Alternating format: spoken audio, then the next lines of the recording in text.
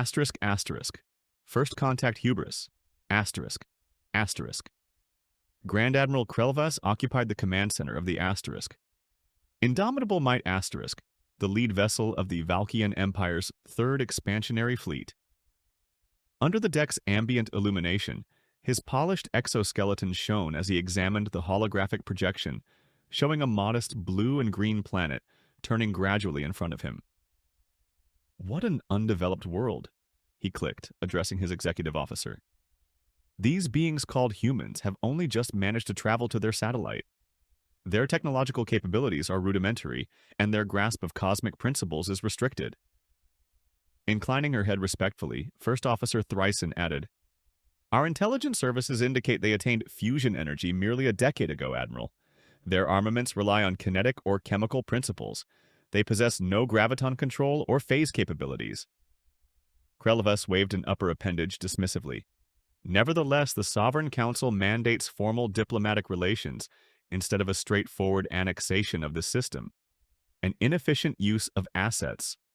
For 12,000 years, the Valkyian Empire had endured, stretching its influence over 17 galactic sectors.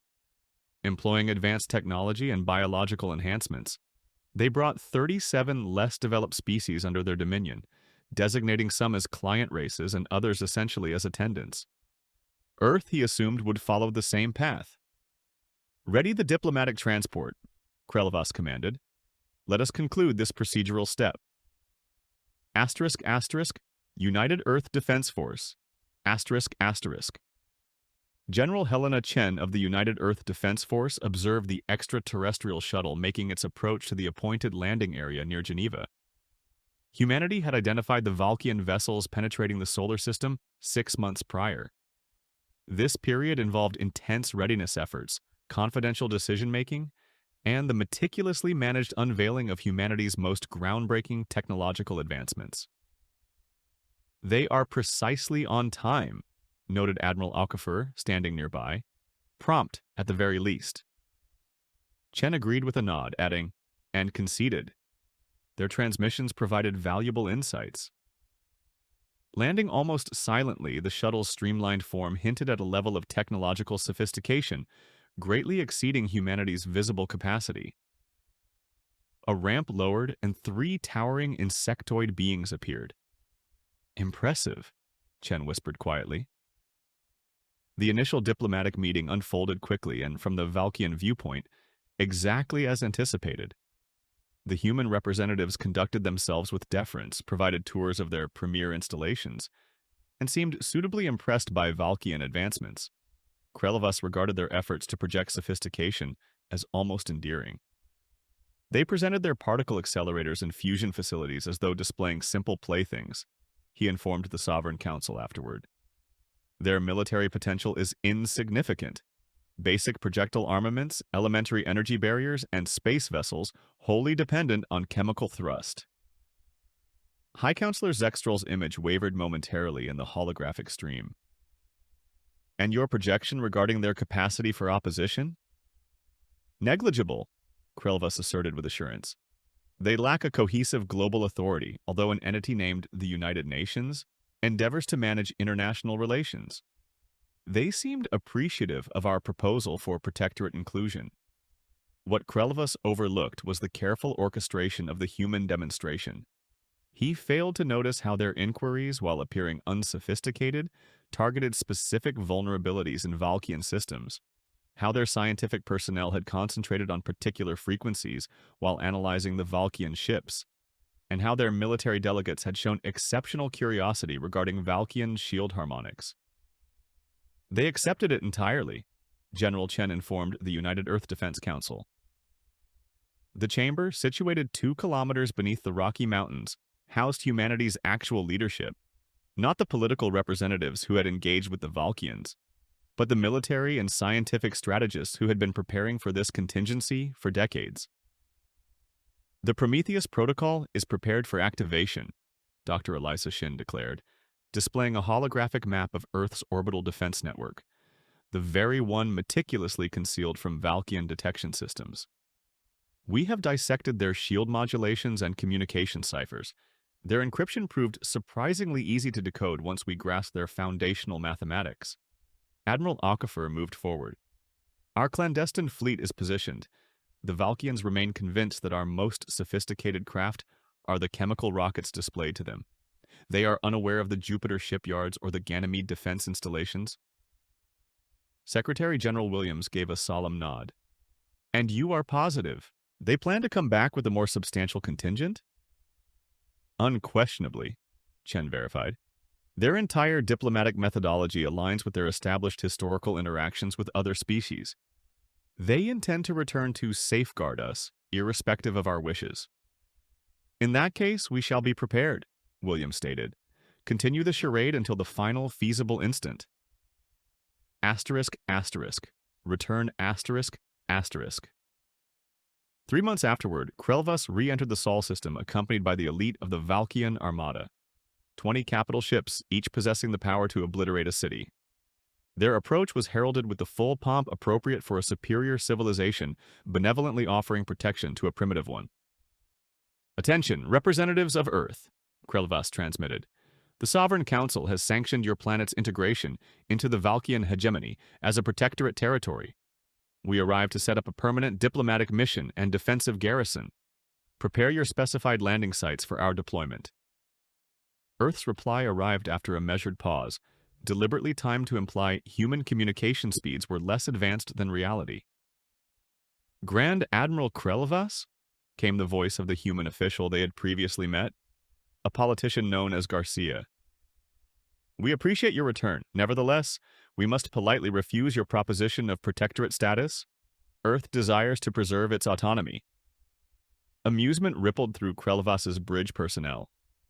This too was anticipated, a symbolic show of defiance before confronting the inevitable. Representative Garcia, perhaps my meaning was not entirely conveyed. This is not a proposition. It is a statement of fact. The Valkyian fleet will assert orbital control, and you shall consent to our guardianship. Opposition would be regrettable. I comprehend, Admiral, Garcia responded, his tone unwavering. Under these circumstances, I am directed to connect you with our military command. The communication channel switched, and General Chen's face materialized on the display. Her look was not one of apprehension, but of composure, bordering on pity. Admiral Krelvas, this is General Helena Chen of the United Earth Defense Force. You are officially informed that the Sol system constitutes sovereign human domain. Your vessels are to deactivate weaponry, retreat to the heliosphere, and await escort out of our territory. You are given 5 minutes to comply. Laughter spread across the Valkyian command bridge. You fail to grasp your predicament, General, Krelvas retorted, his mandibles clicking with amusement. We have analyzed your planet.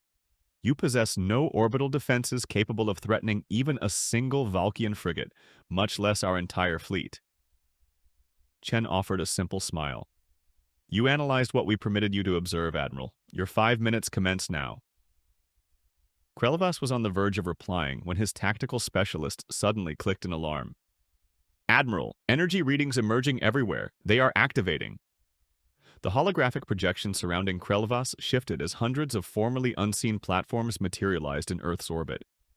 Concurrently, immense vessels emerged from behind Earth's moon, from Mars's shadow, and from apparently vacant regions of space, their cloaking technologies disengaging to show ships comparable in scale to the asterisk Indomitable Might Asterisk. Impossible, Krelvas hissed. Their technology was precisely what we intended for you to perceive, Chen cut in. 4 minutes remaining, Admiral. As the Valkyian fleet hurried to assume combat readiness, their sensors picked up a further irregularity. Their own operational systems were functioning erratically. Communications became jumbled, weapon targeting fluctuated, and shield frequencies started to become unstable. They've infiltrated our network, the communications lead yelled. They are leveraging our own command structures against us. For the first occasion in his distinguished service, Grand Admiral Krelvas experienced an alien sensation: fear. 3 minutes, Admiral, Chen reminded him placidly. Ah, and it might interest you to know, we have taken the initiative to broadcast this whole exchange back to your Sovereign Council live. I expect they will find it quite instructive. Krelvas glared at the human general, his mandibles trembling with rage and disbelief. In merely 3 months, all his assumptions about this species had been disastrously invalidated. "Power down weapons," he eventually commanded, his voice strained with suppressed fury. "Prepare for withdrawal." Chen nodded with approval. "A prudent choice, Admiral. Our escort vessels will guarantee your secure transit to the system's edge. And, Admiral, for future reference, perhaps contemplate proposing an alliance instead of presuming control. You may discover we are more valuable as allies than as subordinates." As the Valkyian armada commenced its degrading retreat, Krelvas could only contemplate the extent of their misjudgment regarding these humans and speculate on what further surprises this ostensibly modest species held for the galaxy. Asterisk, asterisk. The Reckoning. Asterisk, asterisk. The Grand Chamber of the Sovereign Council resonated with furious clicking as Krelvas stood centrally in the circular room, his bearing stiff with disgrace. Holographic visuals replayed the encounter with the humans from various viewpoints. The abrupt materialization of Earth's concealed fleet, the effortless breach of Valkyian encryption, and the shameful withdrawal of what was once the Empire's pride. "Provide an explanation, Admiral," High Counselor Zextrol insisted, her exoskeleton suffused with the deep violet indicating extreme anger. "How did the intelligence branch fail so utterly? How did Asterisk fail so utterly?" Krelvas fought to retain his composure. The humans employed calculated misdirection, Counselor. They displayed antiquated technology while hiding their genuine strength. They outsmarted the Valkyian Empire, interrupted Counselor Drex, his voice escalating above the general noise. "For the first instance in 8 centuries, our armada was compelled to withdraw without engaging. The disgrace is beyond measure." The chamber fell quiet momentarily as a new individual arrived. Fleet Admiral Xenar, Supreme Commander of all Valkyian armed forces. Unlike the others, his exoskeleton displayed no emotive hues, staying the neutral gray of deliberate assessment. "The humans have dispatched a delegation," Xenar reported. "They seek a formal diplomatic conference, not as petitioners, but as counterparts." Renewed indignation swept the chamber until Zextrol elevated all 4 upper limbs to command quiet. "What conditions do they propose?" she inquired. "They suggest a non-aggression treaty and open commerce agreements," Xenar answered. "Additionally, they have forwarded technical blueprints for a cooperative scientific project as a gesture of goodwill." "A deception," hissed Counselor Drex. "They dishonor us and then anticipate collaboration?" Krelvas, perceiving an opportunity for atonement, stepped forward. Perhaps we ought to entertain their proposal while devising a more fitting reaction. If we can procure intelligence regarding their actual technological prowess?" "Yes," Zextrol's mandibles clicked in contemplation. "We shall host their delegation. Concurrently, Admiral, you will formulate a thorough evaluation of human military strength founded on our current knowledge. Fleet Admiral Xenar will commence devising suitable retaliatory strategies." Krelvas bowed in acceptance, relief surging within him. He had received a possibility to redeem his blunder, a possibility he fully intended to exploit. Asterisk, asterisk. Human strategy. Asterisk, asterisk.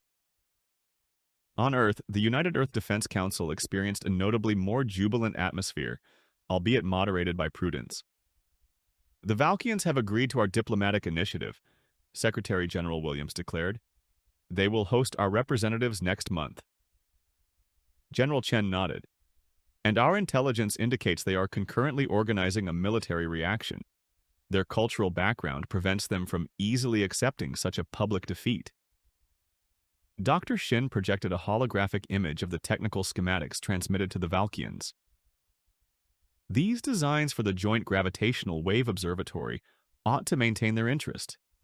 We've incorporated sufficient genuine innovations to appear credible, while meticulously excluding anything applicable to their weapons development." Admiral Okafor appeared dubious. "They will scrutinize everything for potential military uses." "Naturally they will," Chen concurred. "That is precisely the reason for its design. While they focus on attempting to weaponize gravitational wave sensing, our real progress in quantum shield harmonics and hyperspatial transit will stay undisclosed. Williams addressed the newly designated ambassador to the Valkyian Empire, Dr. Sofia Rodriguez, a skilled Zen anthropologist who had examined the scarce data on Valkyian culture. Ambassador, you recognize your mission has two parts. Forge peaceful ties if feasible, but also acquire maximum intelligence concerning their authentic capabilities and objectives. Rodriguez nodded. Their societal framework values power and penalizes apparent infirmity. Our demonstration of strength captured their notice, but they will search for weaknesses. I must convey assurance without provoking their confrontational tendencies. A challenging equilibrium, Williams conceded. Yet bear in mind, supporting your dialogue is the complete technological power of humanity. Employ diplomacy, but ensure they recall our significant leverage. The diplomatic proceedings advanced as anticipated.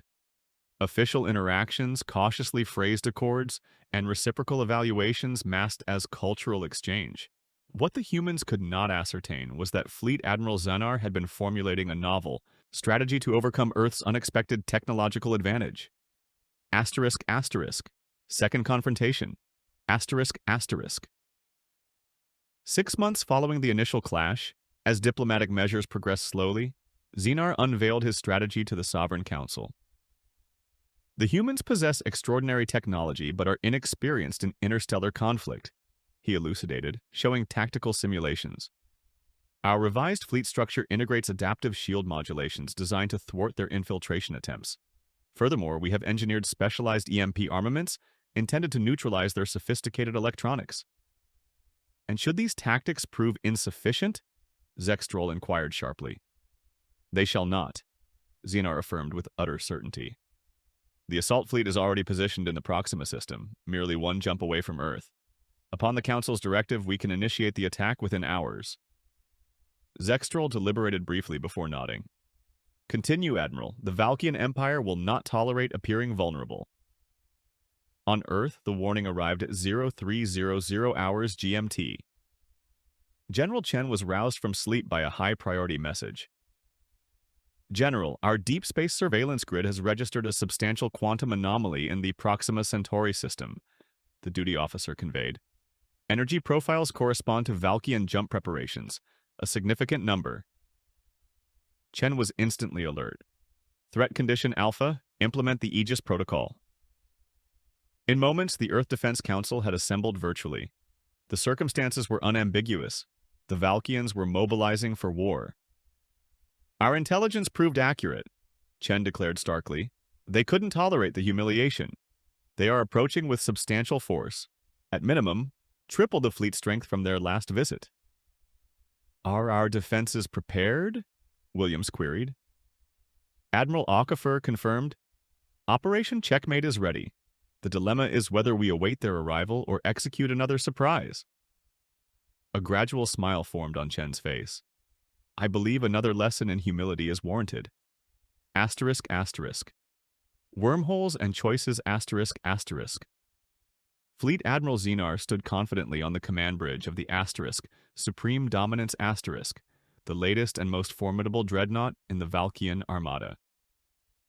Surrounding him, 80 warships readied for the quantum leap into the Sol system. Final systems verification concluded, his second-in-command announced. All vessels indicate readiness. Superb, Xanar responded. Initiate jump sequence. As the immense fleet prepared for quantum transit, Xanar permitted himself a brief moment of eager expectation. The humans had caught them off guard previously, but the Empire had absorbed the lesson. This engagement would culminate not in disgrace, but in triumph. Admiral, his communications specialist abruptly cut in. We are registering an anomalous quantum reading. It's I... Before he could complete the sentence, space itself seemed to rupture directly ahead of the Valkyian formation. These were not the regulated quantum openings of their jump drives, but colossal tears in spacetime. And emerging through these tears were the unbelievable human vessels, materializing right within the core of the Valkyian fleet. Impossible, Xanar hissed. They cannot possess quantum jump capability. Sir, they don't, his science officer responded, mandibles trembling. These aren't jump points. They are... they are wormholes. Manufactured wormholes. Before the Valkyian fleet could regroup, the human ships commenced firing. Not the anticipated energy beams, but precisely adjusted gravitational pulses that interfered with the Valkyians' quantum drive mechanisms. Vessels attempting escape discovered their jump engines non-functional, their standard propulsion reacting sluggishly. Xenar observed with escalating dismay as his carefully crafted assault strategy dissolved around him. The humans hadn't merely equaled Valkyian technology. They had surpassed it entirely, mastering capabilities the Empire had only theorized about. His tactical screen blinked with an urgent message from a human ship. "Admiral Xenar," came General Chen's voice, as serene and collected as previously. "It appears you are encountering some operational difficulties." "This constitutes an act of hostility," Xenar snarled. "No, Admiral, this is a preemptive action against your act of hostility. We detected your fleet's preparations days ago." "Our shielding remains functional," Xenar countered. "Your gravitational armaments cannot breach them directly." "Correct," Chen conceded, "but direct penetration isn't necessary. While we converse, specialized data streams are being uploaded to every vessel in your armada. Inspect your life support functions, Admiral." With mounting apprehension, Xenar observed incoming reports. Atmospheric processors malfunctioning, climate controls fluctuating, and, on certain ships, artificial gravity failing completely. "You comprehend, Admiral, we possess the capacity to annihilate your fleet," Chen proceeded. "However, we choose not to. Instead, we present you with an alternative. Disengage, revert to Valkyian territory, and accept our proposal for authentic diplomatic discourse. Or persist with this aggression and ascertain what further surprises await." For almost a complete minute, Xenar remained motionless, his thoughts cycling through possibilities, searching for any route to victory. Finding none, he finally articulated, "We shall withdraw." Each syllable felt corrosive on his mandibles. "A judicious decision," Chen answered. "Our vessels will escort you to the jump point. Oh, and Admiral, kindly convey our regards to the Sovereign Council. Inform them that humanity anticipates forging relations founded on mutual respect and partnership, not subjugation. Asterisk, asterisk. New beginnings. Asterisk, asterisk. 1 year hence, Ambassador Rodriguez stood within the grand chamber of the Sovereign Council, observing an unparalleled event. The ratification of the sole Valkyian conquered, formally acknowledging human autonomy and initiating a true interspecies partnership. What the Valkyians still failed to grasp fully was that humanity's technological surge wasn't solely organic progress. Decades prior, Earth had intercepted transmissions from another sophisticated civilization, one nearly obliterated by the Valkyian Empire's expansion. That civilization, identifying as the Archivist Collective, had furnished humanity with vital technological knowledge expressly to establish a counterweight to Valkyian supremacy.